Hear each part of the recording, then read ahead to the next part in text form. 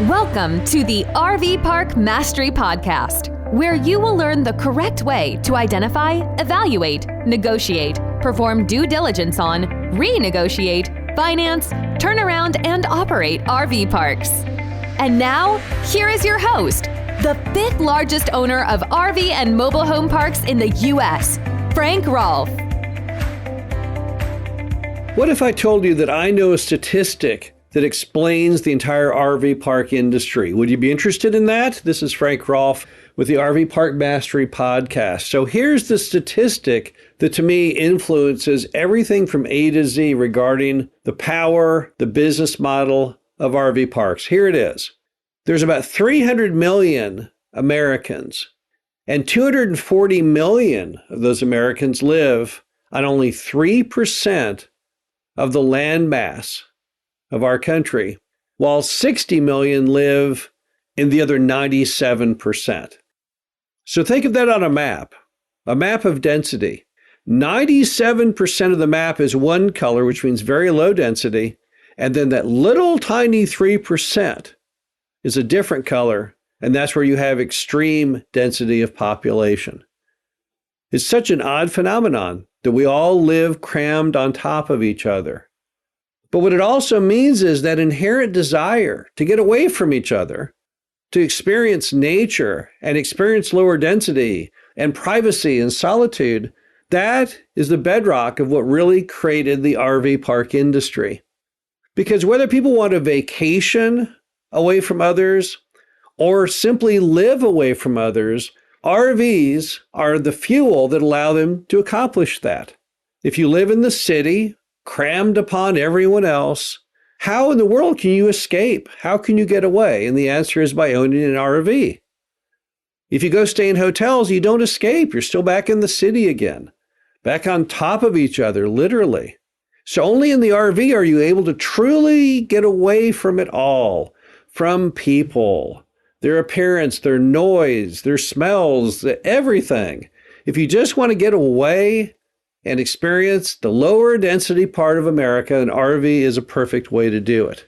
Now, if everyone lived throughout the land, if all 300 million people lived under the identical density throughout America, you might not need RV parks because we'd all live on like an acre of land. And so we wouldn't have any neighbors knocking on the walls. Instead, we'd all have peace and serenity and green space and fresh air and all those great things.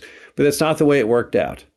It's kind of crazy, though, because if you think about it, when America began, it started on the East Coast, and then people kept pressing to the West. Why? They wanted to get away from everyone else. They didn't want to live in the middle of the city. They didn't want to have people all jammed upon them. They wanted to keep going west. That's where expressions like, "Go west, young man," which meant basically if you want to have a better life, if you want to have more land, more opportunity, you need to go away from everybody. Keep pressing. And the way the country developed geographically, the West was the area of low population density, and the East was where you had all the population density. And it's very important that it worked out that way, really, because what makes the RV industry work well is the fact it's the 240 million people who need to get away from it all, and not the 60 million. So if you really think about it, it's the fact that 80% of Americans have this innate desire to find lower density. That's really what fuels RV sales. That's why they're so high year after year. If it was just the 60 million, that 20% of the population, then the sales would not be nearly as strong.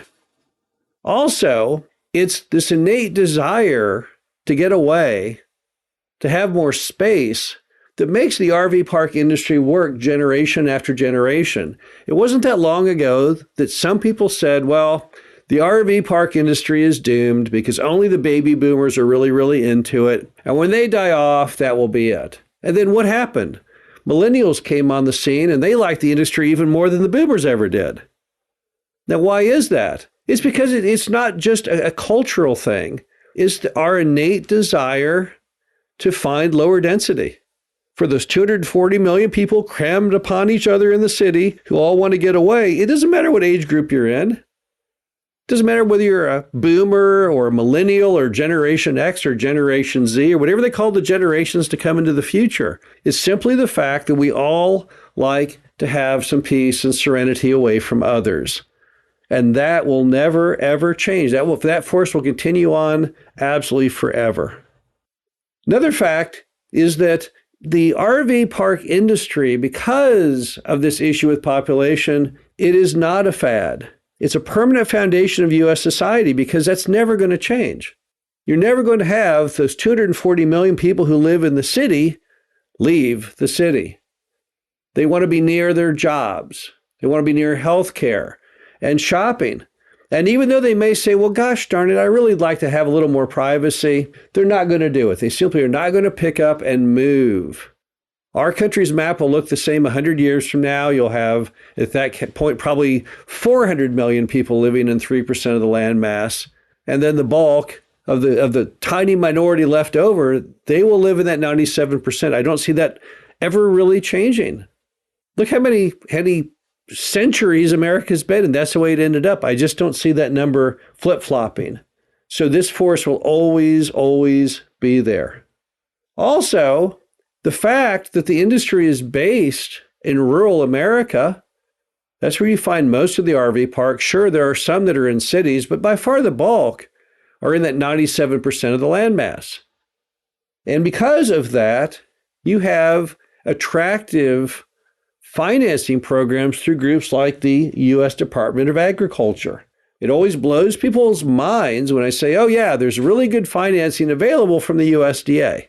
People think, how in the world would the USDA be involved in the RV park industry? But the simple fact is the USDA is devoted to trying to enhance rural America.